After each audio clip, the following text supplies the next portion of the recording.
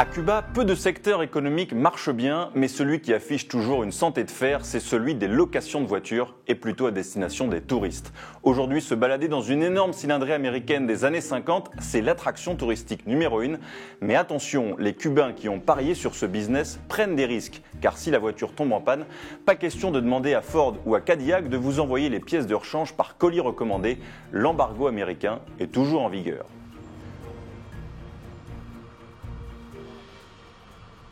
Las partes, a partir del embargo, es muy complicado porque casi todo tiene que venir de Estados Unidos. Excepto las que fabricamos aquí, que son de carrocería, casi todas las demás las traemos de Estados Unidos de manera informal. O sea, no es posible hacerlo, pero igual, violamos ese pequeño embargo que existe.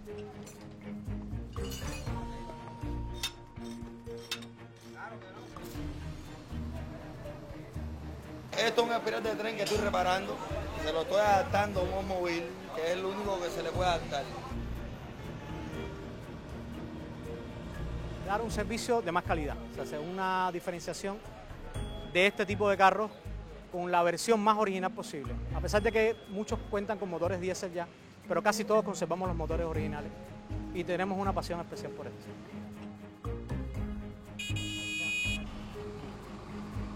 En y repensant un peu, on peut se demander pourquoi Julio Alvarez ne revend-il pas sa voiture à des collectionneurs pour pouvoir s'en racheter une plus moderne? Eh bien pour deux raisons très concrètes. Il est interdit d'exporter une voiture de Cuba et jusqu'en 2013, il était interdit d'importer une voiture à Cuba, ou plutôt il fallait une autorisation du régime qui n'arrivait jamais.